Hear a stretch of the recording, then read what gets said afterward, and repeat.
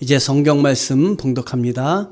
요한복음 1장 19절에서 28절 말씀입니다. 유대인들이 예루살렘에서 제사장들과 레위인들을 요한에게 보내어 내가 누구냐 물을 때에 요한의 증언이 이러하니라. 요한이 드러내어 말하고 숨기지 아니하니 드러내어 하는 말이 나는 그리스도가 아니라 한데, 또 묻되 그러면 누구냐 내가 엘리야냐 이르되 나는 아니라.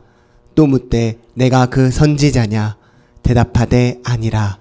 또 말하되 누구냐 우리를 보낸 이들에게 대답하게 하라. 너는 내게 대하여 무엇이라 하느냐. 이르되 나는 선지자 이사야의 말과 같이 주의 길을 곧게 하라고 광야에서 외치는 자의 소리로라 하니라. 그들은 바리새인들이 보낸 자라. 또 물어 이르되 내가 만일 그리스도도 아니요 엘리야도 아니요 그 선지자도 아닐진데 어찌하여 세례를 베푸느냐. 요한이 대답하되 나는 물로 세례를 베풀거니와 너희 가운데 너희가 알지 못하는 한 사람이 섰으니 곧 내 뒤에 오시는 그이라. 나는 그의 신발끈을 풀기도 감당하지 못하겠노라 하더라. 이 일은 요한이 세례 베풀던 곳 요단강 건너편 베다니에서 일어난 일이니라. 이는 살아계신 하나님의 말씀입니다. 아멘. 주님을 찬양합니다. 아멘. 오늘 촛불처럼 빛나는 사람들 세례 요한 편입니다. 여러분, 오늘 참 얼마나 귀하고 감사한 날인지 모르겠습니다. 그렇죠? 입교식을 거행하고 세례식을 거행하고 이제 하나님의 자녀로서 또 우리가 새 길을 열었습니다. 우리 부모님들이 자녀들에게 옷을 사갖고 와가지고 옷을 입혀주잖아요. 그러면 옷을 입혀줄 때 그 옷은 어떤 옷이겠습니까? 아주 예쁜 옷이겠죠? 그런데 자녀들이 엄마가 사갖고 온 그 예복을 입기 싫다고 한다면은 어떻게 되겠습니까? 엄마가 얼마나 마음이 아프겠습니까? 근데 자녀들은 사실 엄마가 사갖고 오면 어떻습니까? 마음 즐겁게 입지 않습니까? 우리 엄마가 좋은 곳으로 나를 옷 입혀주시는구나 하고 입지 않습니까? 마찬가지로 우리는 하나님의 자녀인데 하나님께서 우리들에게 좋은 것으로 옷 입혀주시는데 예수 그리스도의 옷을 입혀주십니다. 그게 세례입니다. 그리고 이미 세례를 받은 자는 예수 그리스도의 옷 입은 걸 다시 확인하며 다른 교회로, 전에 다니던 교회에서 다른 교회로 들어와서 이제 그걸 확인하는 자리가 입교입니다. 그래서 이렇게 세례받고 입교받은 분들은 앞으로 이제 교회에서 하나님께서 담당하시는 일을 힘껏 하실 수 있는 것입니다. 또 맡겨드릴 것입니다. 자, 촛불처럼 빛나는 사람들 세례 요한 퀴즈를 내겠습니다. 이따가 상품은 사모님께 달라고 그러십시오. 촛불처럼 빛나는 사람들 지금까지 누구였습니까? 다니엘, 엘리사, 모세, 오늘 요한, 세례 요한입니다. 다니엘, 엘리사, 모세, 세례 요한. 그러면 퀴즈입니다. 여인이 낳은 자 중에서 가장 큰 자는 누구입니까? 예. 자, 우리 성도들은 아주 그냥 훌륭하셔서 예수님 외엔 다른 분을 몰라요. 세례 요한입니다. 왜 세례 요한일까요? 예수님이 그렇게 얘기하셨거든요. 예수님이 여인 낳은 중에서 가장 큰 자는 세례 요한이다. 자, 여인이 낳은 자 중에서 두 번째 큰 자는 누구일까? 여러분이십니다. 우리가 되었으면 좋겠습니다. 그만큼 하나님께 인정받는 그런 일꾼들 되시기 바랍니다. 오늘 제가 가르쳤던 제자들이 저희 교회에 와서 신앙생활을 또 하고 세례도 받고 입교도 받게 이렇게 해주신 것이 저한테는 어떨까요? 감격이겠죠? 감사겠죠? 너무 큰 감격과 감사입니다. 하나님은 다 쌓이게 하시는구나 이런 생각을 했습니다. 하나님은 순간순간 우리가 애쓴 것들 열매를 거두시는 분이시구나. 여러분이 하시는 일들도 하나님이 열매를 거두십니다. 그러니까 두려워하지 마시고 불안해하지 마시고 주님 붙드시기 바랍니다. 그럼 하나님이 거두실 때가 있을 줄 압니다. 나의 애씀, 나의 외로움, 나의 힘듦, 그래도 하나님만 바라보고 나아가는 것 다 거두실 줄 믿습니다. 마태복음 11장 11절에 여자가 낳은 자 중에 세례요한보다 큰 이가 일어남이 없도다. 우리 주님이 말씀하신 거예요. 그래서 세례요한이 제일 크다라고 말씀하신 거예요. 제가 세워드린 그 성도님들, 하나님께 인도해드린 성도님들 모두가 하나님 앞에 큰 분이십니다. 믿음으로 하나님께서 맡겨주실 일이 분명히 있어서 부르셨음을 아시기 바랍니다. 요한복음 1장 19절 세 번역으로 보면요. 유대 사람들이 예루살렘에서 제사장들과 레위 지파 사람들을 요한에게 보내어 당신은 누구요? 라고 물어보게 하였다. 그때 요한의 증언은 이러하였다. 지금 요한이 굉장히 관심이 많습니다. 사람들이. 왜냐하면 요한이 400년 만에 하나님이 보내신 하나님의 사역자예요. 선지자예요. 왜냐하면 하나님이 보내시지 않고는 능력이 일어나지 않습니다. 하나님이 함께 하실 때 능력이 일어나는데 사람들이 그 사무엘 이후에 신구약 그 암흑기가 있었어요. 그때 하나님이 역사하시지 않은 때가 있었는데 그 위에 세례 요한을 보내주셨습니다. 세례 요한이 능력이 대단한 거예요. 큰 역사가 일어나는 거예요. 그래서 사람들은 아주 고대하던 그때에 이 사람들이 누굴까 하고 이 사람이 도대체 누굴까? 메시아인가 선지자인가? 그래서 유대의 지도자들, 제사장들과 레위 지파 사람들이 요한에게 사람을 보냈어요. 그래서 요한 앞에 와서 질문을 하는 거예요. 당신은 누구요? 요한의 정체를 알아보려고 하는 것이에요. 그만큼 요한에 대해서 관심이 많았다 하는 것이죠. 저도 다른 사람들이 제가 어떤 사람일까 이 주위의 사람들이 관심이 많아요. 어떤 목사일까? 그래서 제가 그러고 싶지 않지만 제 이력을 우리 게시판에다가 다 붙여놨습니다. 참 남사스럽기도 하지만 내가 누구인지 어떻게 교육을 받았는지 참 이단이 하도 많은 때이니까 할 수 없이 해놨습니다. 사람들이 그걸 보고 이 교회는 어떤 교회구나. 저를 통해서도 하나님을 볼 수 있었으면 좋겠다 이런 생각이 들어서 그렇게 했습니다. 하나님은 지금 이 당신은 누구요? 하고 당시의 지도자 치고 나서 학생들한테 물어보는 겁니다. Who are you? 그러는 거예요. 내가 누군지 어떻게 그 중학생이 그 대답할 수 있는 애들이 많습니까? 그래서 쩔쩔매고 있었죠. 제가 Who are you? 이 질문에 제가 대답한 것은 고등학교 1학년 돼서 그때서 대답을 했습니다. 내가 누구인가? 여러분, 제가 여러분들에게 얘기하는데 말씀드리는데 자신이 누구인지 아는 사람, 이 사람이 행복한 사람입니다. 내가 어디로 가고 있으며 난 무슨 일을 하고 있으며 나는 왜 일을 하고 있으며 나는 이 세상에 주님이 무엇을 위해서 나를 보내셨는지 아는 사람, 참 행복한 사람입니다. 그건 나의 정체성에 관한 질문이기도 하지요. 여기 우리 고등학교 때 제가 가르친 제자들이 왔습니다만 제가 학교에서 교목으로 사역할 때는 그때는 기독교 학교가 성경만 가르칠 수가 없었어요. 나라에서 다른 과목도 가르쳤어야 됐어요. 그래서 제가 성경과 함께 가르치는 과목이 국민윤리라는 과목이었습니다. 그래서 1년을 따지면 한 학기는 국민윤리, 한 학기는 성경, 1학기에 성경을 배웠다면 2학기에 국민윤리, 또 거꾸로 이렇게 가르쳤습니다.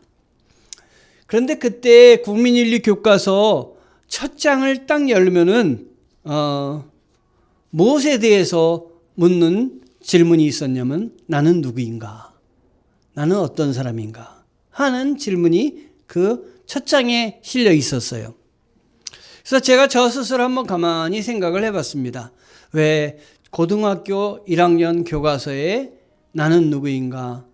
나의 정체성을 묻는 질문들을 그 단원을 만들어 놓고 첫 단원에 그렇게 만들었을까?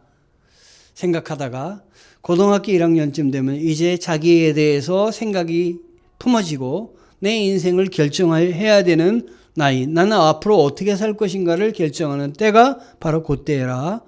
그때에 이런 단원을 통해서 나의 정체성을 확립해 주고자 했던 것이 이 교과서를 만든 사람들의 마음이었던 것 같아요. 저를 가만히 돌아봐도 고등학교 1학년 때 많은 결심을 했던 것 같아요. 고등학교 되면서. 중학교 때는 그냥 학교를 왔다 갔다 했지만은 내가 누구인지 고민하거나, 중학생이 뭐 버스 타고 다니다가 고민하면서 너 왜 고민하니? 그러면 전 지금 내가 누구인지 고민하고 있어요. 하면은 잘 어울리지가 않을 거예요.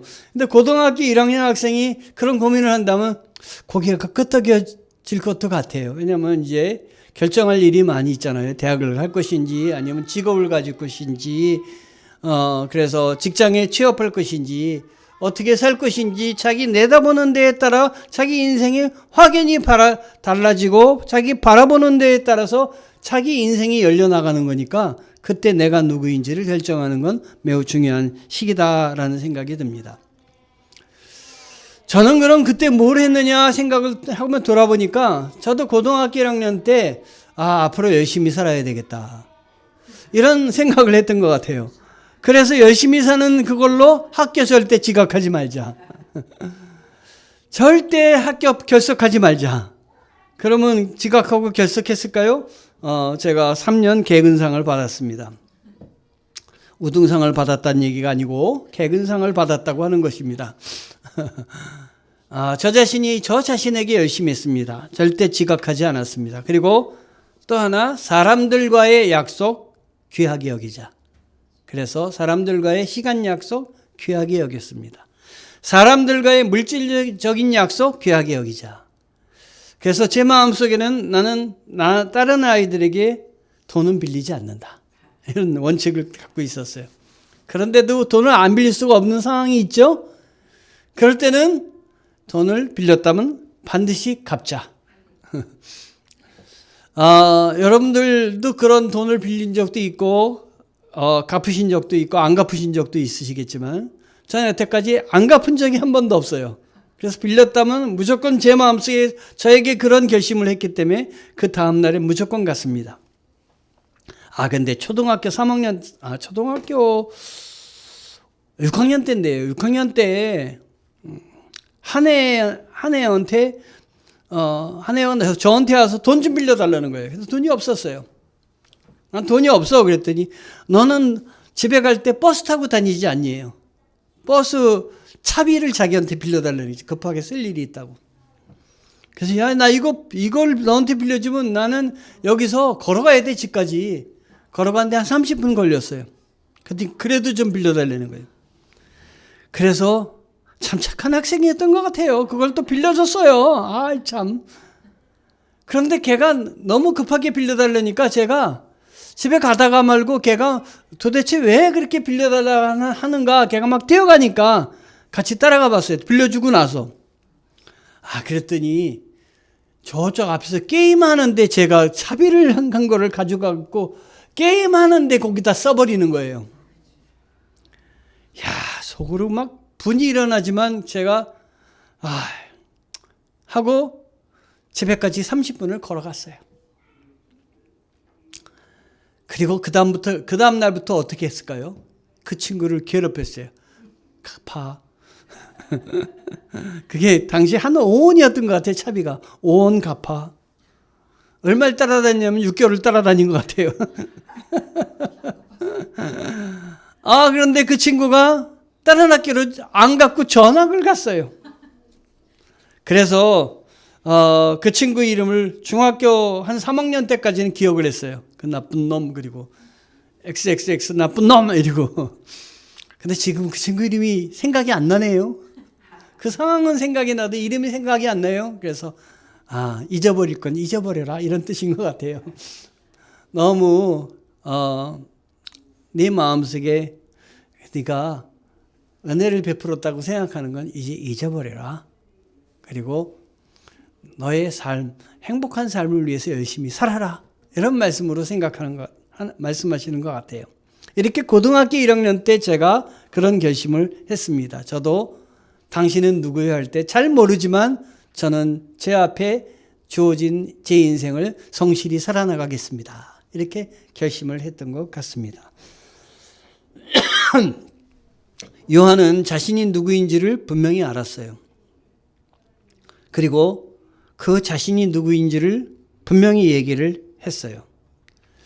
1장 20절에 보니까 그는 거절하지 않고 이렇게 고백을 했습니다. 나는 그리스도가 아니요 하고 그는 고백을 했습니다. 왜냐하면 많은 사람들이 지금 요한의 행동을 보고 요한이 너무 능력 있게 행하니까 하나님이 보낸 메시아 그리스도가 아닌가, 우리를 죄에서 구원할 사람이 아닌가 이렇게 기대했던 거예요. 그런데 요한은 자기는 그 많은 사람을 구원할 메시아가 아니고 자기는 하나님이 메시아의 길을 예비하라고 보낸 예비자니까 내가 그걸 아무리 내가 인기가 많아도 그거를 내가 앞서서는 안 되겠다. 나는 주님을 높여야 되겠다. 성도는 누굴 높여야 되냐면 주님을 높여야 되는 거예요. 성도는 나를 높이면 안 되는 거예요. 무슨 아주 귀한 일을 하더라도 주님께 영광을 돌려야 되는 거예요. 내가 이거 했지 만방에 소문내면은 그건 성도로서의 빛을 잃는 거예요. 여기 있는 저도 마찬가지예요. 하나님이 하신 거지 내가 했다고 그거를 만방에 소문내면 안 되는 거예요. 하나님이 하셨습니다. 생각도 그렇게 하고 마음도 그렇게 먹고 행동도 그렇게 하는 게 매우 중요한 것입니다. 주님 앞에 주님이 겸손하다고 칭찬하실 거예요. 우리나라에는 그러지 못한 사람이 많이 있어요. 자칭 그리스도인이죠. 조금 능력을 행하면 내가 그리스도다. 전도가 나시죠. 박대선 장로. 그냥 대단했던 능력을 베풀었다고 그래요. 그래가지고 사람들이 많이 모였다 그래요. 근데 주님을 높여야 되는데 주님을 높였으면은 아마 그를 더 쓰셨을 텐데 그냥 안수만 하면 기적이 일어났대요. 그래가지고 많은 사람이 모였는데 그 사람이 만들어놓은 그 공동체가 신앙촌이란 데예요. 여러분 신앙촌 카라멜, 신앙촌 양말 많잖아요. 시온 간장 그게 다 그쪽 계통이에요. 하나님을 높여야 됩니다. 요한복음 1장 21절에 그들이 다시 요한에게 물었다. 요한이 난 그리스도가 아니다 그랬더니 그러면 당신은 누구란 말이요? 엘리야요? 그랬더니 요한이 아니요 대답했어요. 당신은 그 예언자요? 이건 메시아 이것도 말하는 거겠죠. 그들이 물으니 요한은 아니요 이렇게 또 대답을 했어요. 요한은 자신을 높일 수 있는 상황임에도 불구하고 요한은 계속 아니요로 답합니다. 오늘 세례를 드릴 때 예수님 앞에 예만 대답하라 그랬는데 입교를 할 때 예만 대답하라 그랬는데 우리 강지숙 성도, 신금순 성도가 얼마나 대답을 열심히 크게 하는지 감동이에요. 네, 아주 그냥. 여러분들에게 다 같이 한번 묻습니다. 여러분 하나님의 일에 열심으로 섬기겠습니까? 네. 아멘. 네. 훌륭합니다. 요한복음 1장 22절에 그래서 그들이 말하였다. 그러면 당신은 누구란 말이요? 우리를 보낸 사람들에게 대답할 말을 좀 해주시오. 당신은 자신을 무엇이라고 말하시오. 그랬더니 요한복음 1장 23절에 요한이 이렇게 대답하는 거예요. 예언자 이사야가 말한 대로 나는 광야에서 외치는 이의 소리요. 너희는 주님의 길을 곧게 하여라고 하고 말이요. 나는 광야에 외치는 자고 또 주님의 길을 곧게 해드리기 위해서 온 사람이다. 이렇게 말을 이사야 40장 3절 말씀을 예로 들어서 말을 한 거예요. 여기에는 무슨 의미가 있냐면 자기를 낮춘 자기 희생의 의미가 들어져 있는 거예요. 나는 쇠하여야 하겠고 그분은 흥하여야 하리라. 나는 어려움을 겪고 쇠하여도 되지만 뒤에 오시는 예수님은 흥하여야 되리라. 이게 세례 요한의 유명한 고백입니다. 저는 이와 같은 세례 요한 같은 사람을 성경에서 많이 찾아볼 수 있겠다는 생각이 많이 듭니다. 제가 한 목사님의 글을 읽다가 감동을 받았는데요. 그 목사님의 글 중에 이런 얘기를 하셨어요. 성탄을 우리가 맞고 성탄을 지금 준비하고 있는데 이 성탄이 오도록 예수님이 이 땅에 오시도록 이렇게 한 데는 순종이 있었다. 사람들의 순종이 있었다. 특히 가장 가까이에 있는 순종은 누구냐면 마리아의 순종이었다. 이 말을 목사님이 적어 놓으셨어요. 그런데 이 마리아의 순종은 어떤 순종이냐면 축복의 순종이었지만 마리아의 순종은 매우 위험한 은혜를 받은 순종이었다. 왜 위험한 은혜를 받은 순종이냐면 순종함으로 많은 사람은 만사 형통의 길을 걸었지만 마리아는 순종함으로 인해서 어쩌면 죽을 수도 있는 그 위험에 빠지게 될지도 모르는 순종을 했다.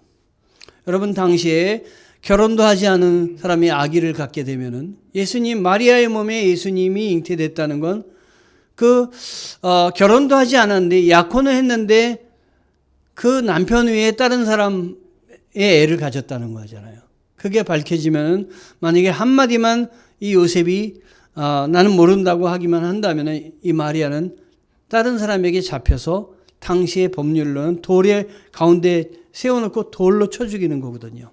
그러니까 마리아의 순종은 이거는 결단코 행복한 순종이 아니라 위험한 순종이었던 거예요.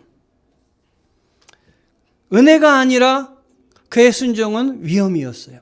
그런데 은혜가 아닌 위험의 순종을 순종하였더니 하나님이 그의 몸에서 독생자 예수 그리스도 만군의 주 메시아를 탄생케 하는 순종이었다라고 하는 것입니다. 여러분, 여러분의 삶 가운데 지금 위험한 순종이 있는지도 몰라요. 그냥 순탄한 순종이 아니라 내가 이거를 내가 순종하면은 정말 나에게 어려움이 많이 따르는데, 예를 들어서 우리 지금 세례를 받은 강지숙 성도나 입교를 한 강지숙 성도나 세례를 받은 신금선 성도나 제가 처음 전도할 때 참 우리 교회까지 나오리라고 생각을 못했어요. 왜냐하면 제가 우리 교회 나와 그럴 때 두 명이 거기에 응답해서 네 나오겠습니다. 그렇다면 그렇게 한다면 우리 교회가 뭐 자기 집 옆에 있나요? 1시간 이상 와야 되잖아요. 먼 시간을 와야 되는 거예요. 먼 시간을 또 가야 되고. 자, 이 질문은 위험한 순종이에요. 그렇죠? 어려움이 뒤따르는 순종이에요. 위험한 은혜예요. 그런데 위험한 은혜를 끌어안았을 때 여러분들이 하나님이 주시는 복은 지대할 줄 믿습니다. 그 결단할 때 하나님이 여러분에게 주시는 은혜는 난 모르지만 하나님이 보고 계신 거예요. 우리는 하나님 앞에 보고 계신 거예요.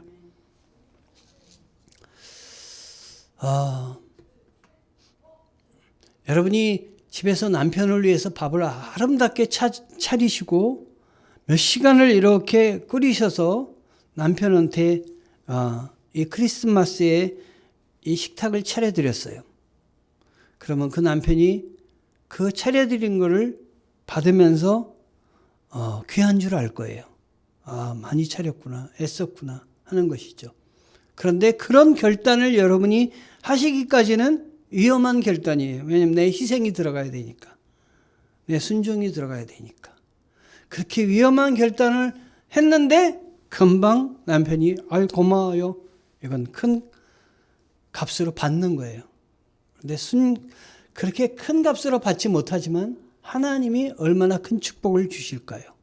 하나님 우리들에게 우리의 순종을 보시고 큰 축복을 주시는 것입니다.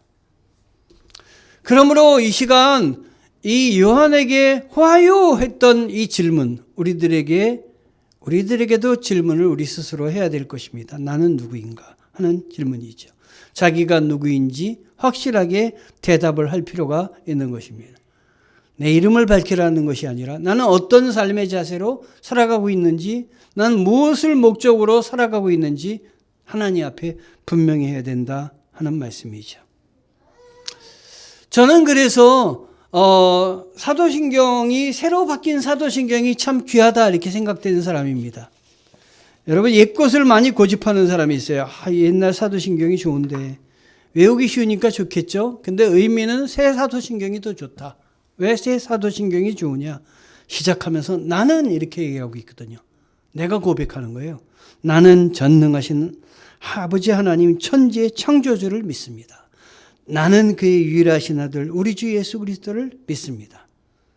쭉 밑으로 내려가서 나는 성령을 믿으며 거룩한 경교회와 성도의 교제와 죄를 용서받는 것과 몸의 부활과 영생을 믿습니다. 나는으로부터 시작되기 때문에 그랬죠. 저도 옛날 사도신경과 요즘 새로 만든 사도신경과 얼마나 헷갈리는지 몰라요. 왔다 갔다 해요. 어떤 때는 100% 외운다 하면서 해보면 옛날 게 탁 들어와가지고 어느 때 또 들어와요.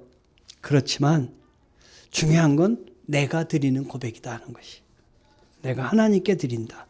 나는 이렇게 하나님을 믿겠다. 결단하는 것이죠. 그런데 이 세례요한은 나는 광야에서 외치는 이의 소리다. 나는 주님을 앞서서 주님의 길을 예비하고 나는 이렇게 설교를 잘하고 하지만 내가 주게 아니라 나는 그냥 소리일 뿐이다. 진짜는 뒤에 오시는 분이다. 내 뒤에 오시는 분을 강조했던 것이에요. 그래서 그는 주의 길을 곱게 하여야 된다. 주의 길을 곱게 하라. 이렇게 외쳤습니다. 여러분, 다시 한번 나는 누구이신지 아는 것이 중요한데 베드로전서 2장 9절을 보니까 나는 누구인지 분명히 이야기하고 있더라고요. 그래서 베드로전서 2장 9절을 보면 이렇습니다. 너희는 택하신 족속이요 왕같은 제사장들이요 거룩한 나라요 그의 소유가 된 백성이니 이는 너희를 어두운 데서 불러내어 그의 기이한 빛에 들어가게 하신 이의 아름다운 덕을 선포하게 하려 하심이라. 자, 네 가지 우리들, 하나님이 부여하신 네 가지 우리들이 무엇인지 한번 잠깐 찾아보세요. 네 가지.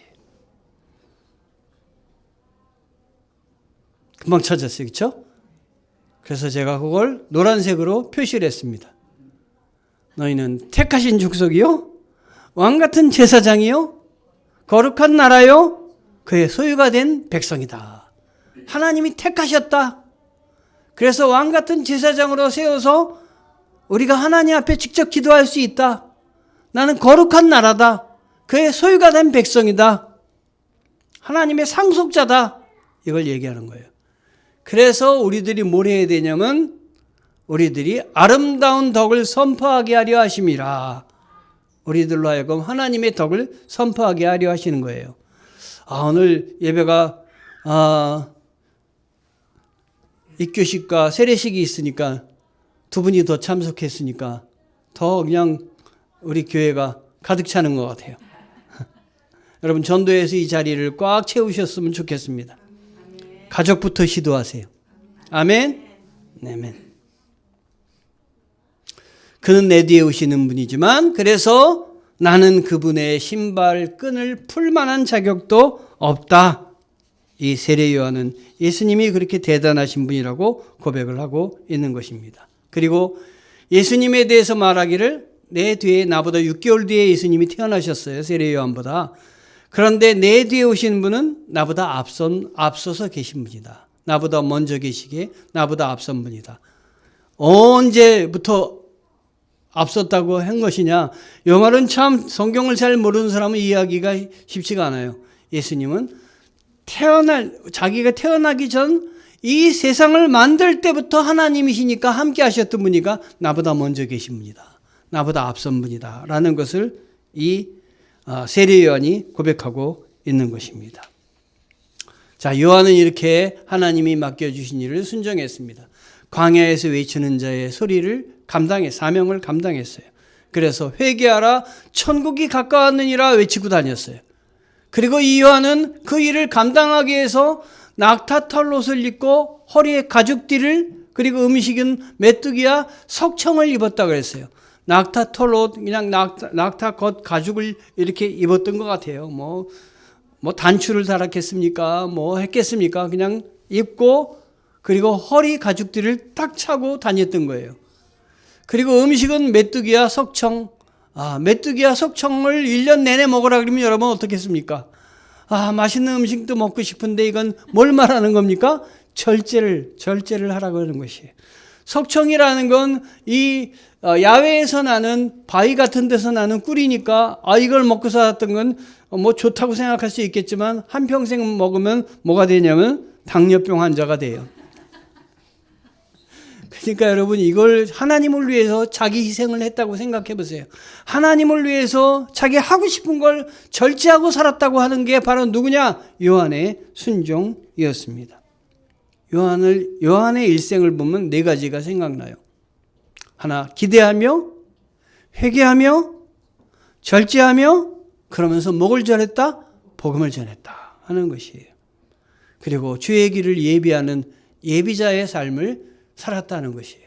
우리 자신이, 우리 모두가 그러기를 원합니다. 주의 길을 예비하며, 내가 주를 위해서 헌신해도 드러내지 않으며, 겸손하며, 하나님을 높이며, 그래서 이렇게 정말 훌륭한 일을 했기 때문에 우리 주님께 칭찬을 받았어요. 뭐라고요? 여자가 낳은 자 중에 이보다 큰 자가 없다.